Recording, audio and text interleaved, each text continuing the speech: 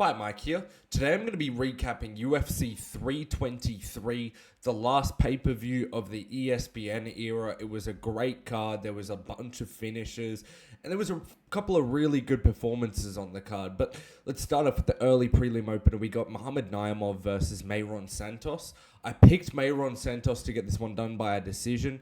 Got a really nasty finish in the third round. He was able to hurt Naimov in round one. He did some good stuff in the clinch as well. He was good at range. He just wasn't too active in that first round. But then round three, round two, he was trying to wrestle with Muhammad Naimov, but it just wasn't really working for him. They were both smudging in the clinch. It was looking like it was going to be a bit of a boring performance. But then round three, 10 seconds into the round, Mayron Santos got a beautiful step. I think it was a step forward, 1-2 left hand, beautiful finish. I don't think Santos knows how powerful he is, though. He needs to really trust in that a bit more and put a bit more behind his shots and stop clinching when you don't need to. But it was a good performance from Mayron Santos. Moving on, we have Mansour Abdulmalik versus Antonio Tricoli. I knew Mansour would get this one done. I thought it would be an early KO, but he got a nice submission win.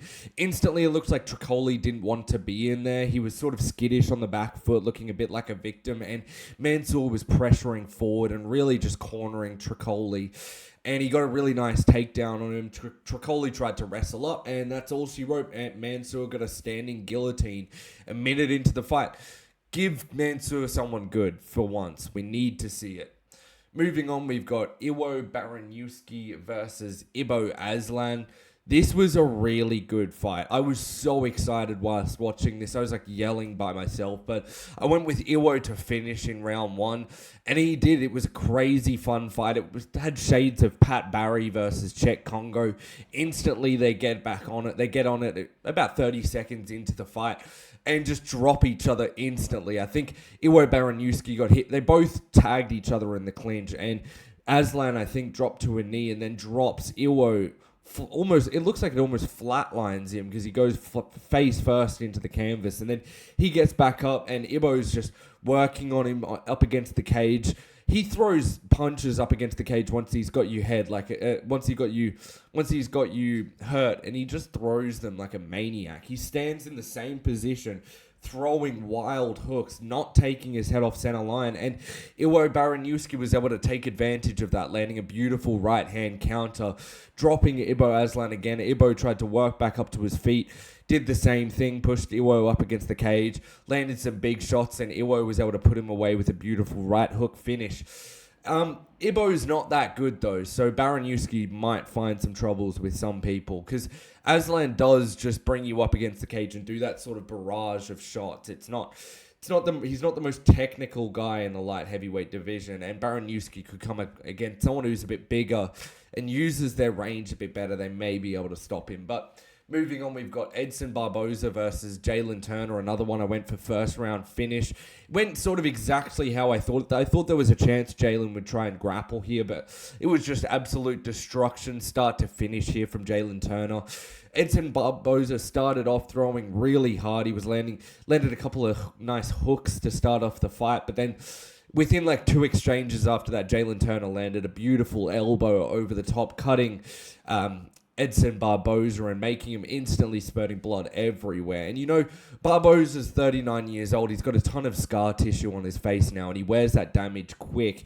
And as soon as that elbow landed, it was like it sapped 70% of his gas tank. And Barboza got dropped really badly, I think, with a straight right hand. And he was able to stay alive for a little bit with the grappling, but then Jalen Turner was able to just press him up against the cage and just tee off on him, finishing him with a really nice combination. Good re-entrance back into the UFC. I don't know why Jalen Turner even retired in the first place, but it was a good performance. He was able to quadruple the strikes of Edson Barboza and really not get hit clean with anything at all of concern at all. Now, moving on, we've got Marvin Vettori versus Bruno Ferreira. This was a bit of a sad one for me. I'm a bit of a Marvin Vettori fan. But early on, he looked pretty good. He was being quite patient. He was landing some good low kicks early on in the fight. But then Ferreira would work his way back into the rounds, and he did this quite often. And he would land some good hooks as Marvin would come into range. And at the end of the round, Marvin started landing back in the first one, but it wasn't really enough to win the round back. Round 2, Bruno looked a lot more tired, and Marvin started well again into the round. But at the end of the round, Ferreira was again just tagging Vettori with like 3-punch hook combinations over the top. And Vettori would just sit up in his combination and get caught with that third punch straight on the chin. And Ferreira was able to land there at every point. Now, round 3, I thought Marvin was going to be able to pull it back, but Ferreira was so tired. I did think he would win this by a decision, by the way, but he just looked so tired in the third round, and he grappled early, but Vettori was able to start well yet again, but then just get outworked at the end of the round there, probably breaking the nose of Vettori and landing some visual damage on him. It was just the same thing each round. Vettori would start quite well, and then Bruno Ferreira would be able to work his way back into the round with just moving forward and landing some nice hooks. And I think that this is going to be where they part ways with Vettori, which is such a shame here. He had a fun fight, but he was just a little bit... He just doesn't land heavy enough shots. And you could see here, he was throwing more strikes than Ferreira, but it didn't land that much more than him. And none of the takedowns for him really worked. He was getting shut down easily. Bad performance from Vettori, and we're seeing the same things from him time and time again. So the UFC may part ways with him. Moving on, though, we've got Nazim Sadikov versus Fares Ziam. This was a good performance from Fares Ziam. I picked him to get it done by a decision, but he was able to get the finish in the second round. But Nazim Sadikov confused me in this fight. He clinched instantly in the fight, and I thought that that's where he would want to keep it away from. But Fares was able to hold him up against the cage for basically that first round. Ended up getting him down with the takedown and getting taking the back as well after a couple of scrambles there. And he was following transitions super well, and he was just able to control Nazim Sadikov for the last 2 minutes of the round after out-clinching him for the first 3. But it was just a weird start to the fight. Sadikov wasn't really rushing to his feet, and he also wasn't urgent in the clinch to escape it either. And Ziam was able to get the back and not really work too hard in that position either, landing some good elbows there as well. But then round 2, I thought Sadikov was going to be able to be like, okay, I'll come forward now. This is where I'm going to really pressure Ziam and take his range away from him. But he just stayed on the back foot, and Ziam was able to use his nice leg kicks and jabs, keeping it range. He landed a counter right hand that hurt Nazim Sadikov. But Sadikov just refused to go forward in the round, and he stupidly again shot in for the clinch. And Ziam was able to use his height and his strength and turn around that clinch, getting another takedown and grabbing Sadikov's leg back out and getting a trip a couple of seconds after. And he gets the rear naked choke position, no hooks, and was able to control for a lot of the round. And Sadikov, at the end of the round, sort of worked his way out of it. And he sort of propped up against the cage, and he sort of, I think, was resting till the end of the round, and just got hit with a beautiful elbow from Fares Ziam, just up against the cage as Nazim Sadikov was on his hands and knees, and he just hurt him so bad, dropping him face first, and Sadikov landed a couple of more shots with ground and pounded Sadikov, and they called it at the end of the round. You could have kept it going, but Sadikov was instantly on wobbly legs, so I'm happy they did stop it. And it was a really good performance from Fares Ziam. I'm just seeing the strike number here, 4 of 16 for Sadikov. He got really dominated in this one, and 0 of 2 on takedown attempts. So it was a really bad performance from only 40 seconds of control time and 5 minutes for Fares Ziam. I do wonder about the game plan, though, what he was thinking coming into that. Moving on, we've got Macy Barber. Oh, no. Macy Barber versus Corrine Silva. I hope that didn't mess everything up. But I went with Macy Barber to get this one done by a decision. I was worried about the grappling of Corrine Silva in moments, and she did have a decent performance, but she just wasn't doing enough on the feet.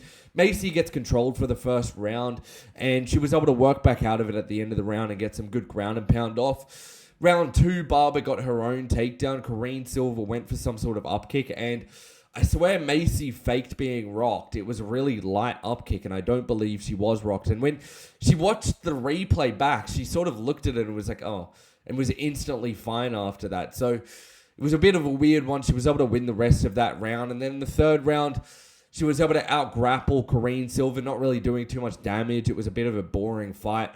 And that was that. Moving on, we've got Terrence McKinney versus Chris Duncan. So the first part of this card, I went 7-0. I did really, really well. Second half, not so much. I went 0-7. So I went 7-7 on the card. This is where I started to get everything wrong. I went with Terrence McKinney by first round KO due to too much destruction. And it was looking like that was going to happen. Like I was almost reaping. I was almost like feeling like I had already gotten the win there. But Terrence started off with absolute domination as we thought. He was teeing off against Chris Duncan up against the cage. And Duncan, don't get me wrong, was landing some hooks back, but it would be like one hook to Terrence McKinney's 7 to 8 punches, and it was just really he was beating up on Chris Duncan here. But Duncan, tough as nails, was able to wear through it, and he hurt McKinney with an elbow about a minute into the barrage up against the cage from McKinney, and landed some really good ground and pound. I thought that they were going to call it off due to the ground and pound, but then got a beautiful Das submission. And it was just a beautiful finish from Chris Duncan. About 2 minutes 30 exactly into the round. After Terrence McKinney blew his load trying to finish Chris Duncan. It was going to go one of two ways. It was going to be a first round finish from Terrence McKinney, or Duncan would wear through the damage and get his own finish. So happy it was Chris Duncan that got the win though. Moving on, we've got Grant Dawson versus Manuel Torres. It was the sort of same situation as the fight before, where we had the first round finisher versus like the slower grappler, and I picked both wrong. So Grant Dawson, I'm dripping with sweat right now. I don't have aircon and I'm in Australia, so it's boiling. But Dawson instantly, striking looked like a victim. He was throwing straight arm punches, throwing overhands with a straight arm. Striking looked awful. He was throwing kicks from like 3 feet out, not looking to land. He was landing with like the toes. And Torres was looking super calm early. He was defending the takedowns with ease. And he just was sprawling super easily, not being too active at all, but he was having a low set stance. And Torres just sleeps him with a beautiful, clean left hook in the pocket. Dawson showing that bad chin again and making his way into the rankings. There's not much to break down in this one. It was literally similar fight to the Bobby Green one, but Manuel Torres was a bit more composed and just landed one. All he needed was one big shot, and he finished him off 2 minutes 30 into the round. Moving on, we have Jan Blachowicz versus Bogdan Guskov. I went with Bogdan Guskov to flatline KO Jan Blachowicz, and look, in the second round, I thought it was the case. Round one, though, Jan Blachowicz looked like Jan of old. He was coming forward really well. He was landing jabs and leg kicks on Guskov. But Guskov was being super inactive on the feet. He was sort of playing the game of like believing in his power too much. And he was landing big sometimes. But Guskov was blackening. Blachowicz was blackening Guskov's leg with the leg kicks. And he was just landing some beautiful straight shots there. And he was landing way more than Bogdan Guskov in that first round. Now the second round comes along. It's pretty even early, but then Guskov lands a beautiful shot, just dropping Jan Blachowicz. I thought it finished him, and he was getting some absolutely insane ground and pound, landing some massive elbows on Jan Blachowicz. And if you look at the strike numbers here, it'll say per round. That second round, Bogdan Guskov outlanded him 32-11, and I don't even really believe those. And he was just absolutely wailing on Jan Blachowicz on the ground. He probably could have got the finish if he threw more, but he was throwing elbows upon elbows, and Jan was defending well, went for a heel hook at one point, but made it to the end of the round. Definitely a 10-8 for Guskov. But then round 3, Blachowicz came back on the front foot. He was able to land big shots on Guskov. Guskov looked like he blew his load. Looks like there could have been an eye poke at one point, which really wouldn't be a good result there. But Blachowicz was able to land some massive shots on Guskov in that third round. And then at the end of the fight, he landed a beautiful knockdown, securing the draw, which I think was deserved. Moving on, I do think Blachowicz should retire, though. He's making it close with guys I think he's beating a couple of years ago, and I'd prefer to just not see it. Moving on, we've got Henry Cejudo versus Peyton Talbot. I went with Cejudo, of course. I thought that the Olympic gold medal wrestler was going to be able to out-wrestle Talbot better than Hownie Barcelos could at the same age Hownie could. But Talbot started early. He was landing a bunch of straight shots, instantly busting up Cejudo. And Cejudo was shooting a lot early into the fight. He was landing some heavy hooks as well. Talbot was stuffing the takedowns early, looking really good. And then towards like the middle end of the round, he landed a takedown on Henry Cejudo. And not any takedown. It was Henry Cejudo's takedown. So it was like the inside trip. And from then, I think Henry's confidence was gone. He was stuck on bottom for like the rest of the round. I think he may have worked his way back up, but I don't think so. And round 2,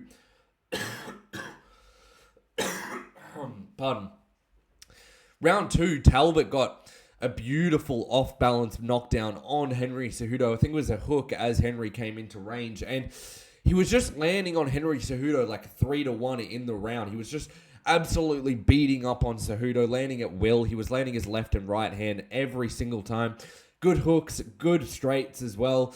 Started landing some really nice body shots as well, which was hurting Henry Cejudo really badly.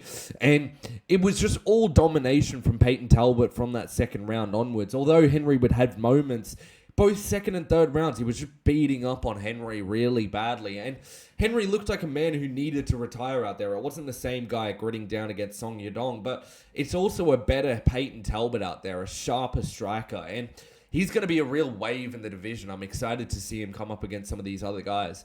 Moving on, we've got Brandon Moreno versus Tatsuro Taira. Brandon started pretty well. He was in a really low stance. He was able to defend an early takedown from Tatsuro Taira and got into mount straight away. But the thing is that he had a stupid decision after that. He should have tried to either bail and get back to the feet or like just stay in mount. But he went for a triangle and Tatsuro was able to ride out the entire round. And I think that gassed out Brandon Moreno a little bit here. I went with Moreno, by the way. Got all of these wrong, but Moreno in that first round was just holding onto that triangle, gassing out his legs.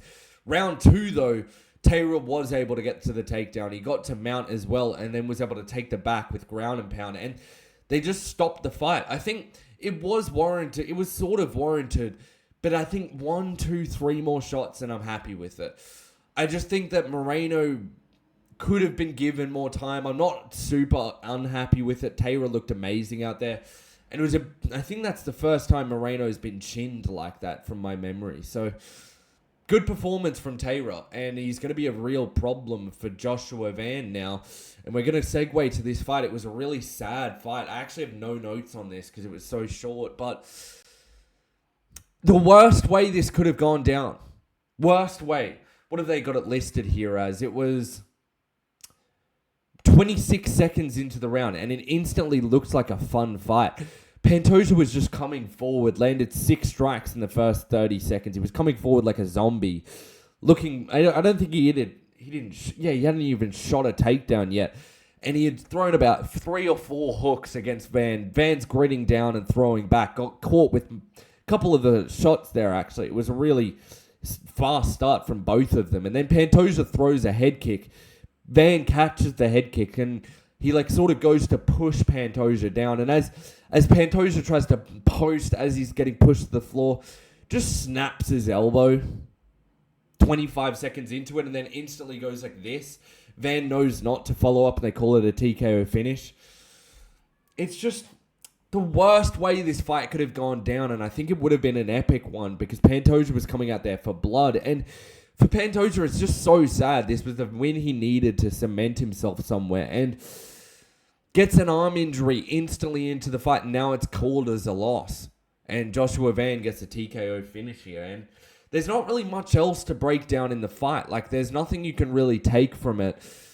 Apart from that, Pantoja was looking for blood. Van was looking to step on it and just land back and grit back with Pantoja. And Pantoja snaps his arm. I think it could be a long time that he's out here. This doesn't seem like it's going to be a quick recovery for him. And I think that Taira is going to be fighting Joshua Van, and I think he wins against Joshua Van.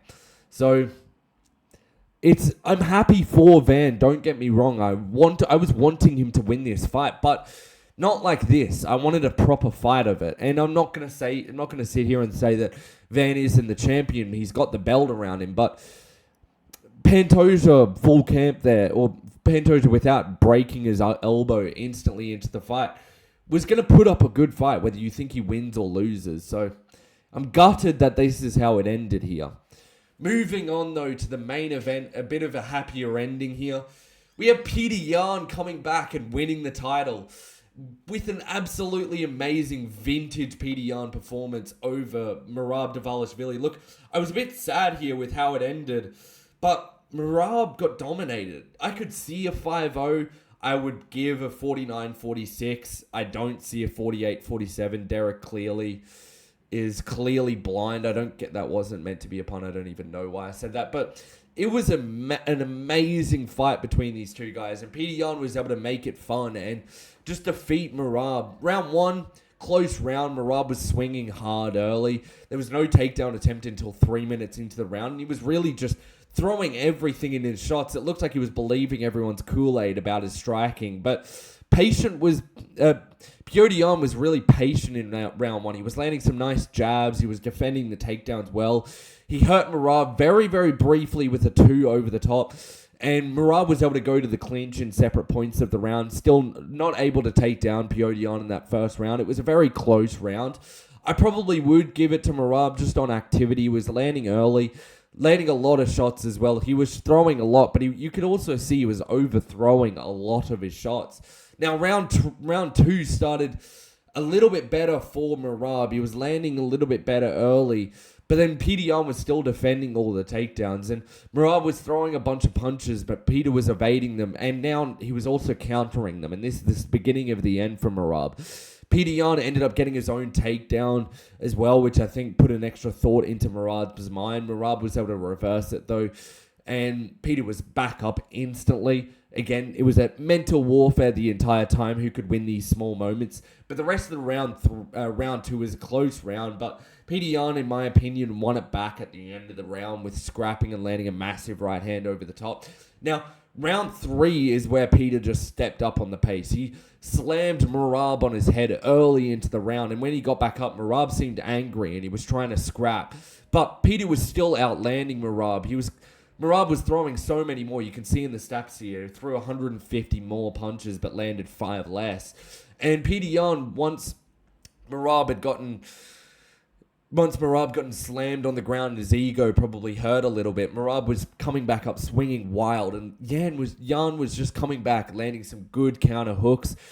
Elbows to the grip of Merab there, which was a really interesting tactic that he employed, and it worked really well. And he also hurt Merab in that round with a body kick really bad. And it was just a really good and not a dominant, but it was a really good round for Petr Yan, where he's sort of setting up the rest of the fight with the body shots and his own takedowns. And then round 4, it was just set up perfectly for him. Petr Yan was wrestling back on Merab. Merab went for the guillotine. It was actually quite tight. But then Petr Yan was able to pass through that, and he started stomping on the leg of Merab, which I thought was a really good adjustment, and hurt him really badly with an overhand right flush, and started beating up on Merab up against the cage. It was landing combinations here and there with switch stances midway through, landed body kick up against the cage. Round 4, he was hurting Merab with looping body shots and body kicks as well, and he hurt him probably 3 or 4 times in that round, and Merab was still throwing a lot, but he just wasn't landing as well on Petr Yan. Now, round 5, Merab again throwing so much. He was really trying to win. You can't take out the grit and determination he had in this. He did not quit the entire time. I will say, in one of those rounds, I think it was round 3, Merab picked up Petr Yan at one point and held him in the air.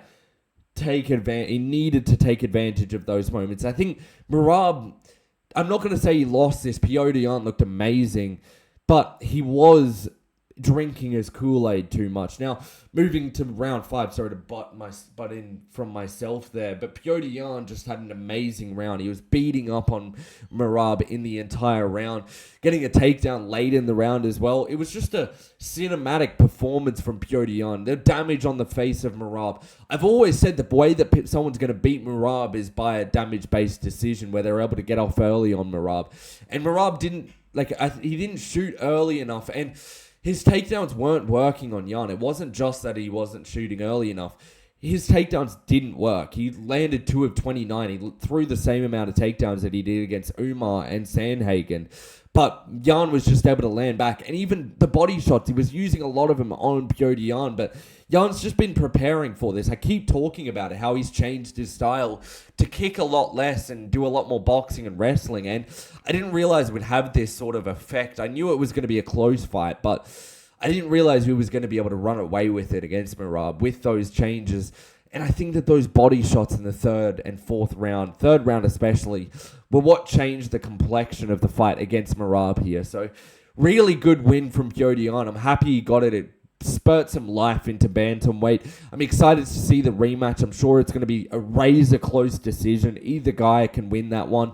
Let me know what you think of the card in the comment section below. It was a weird card, but it was fun in the end of it. Like and subscribe. And if you enjoyed the video, leave a... Oh my God, I'm having a brain fart. I'll catch you in the next video. Peace.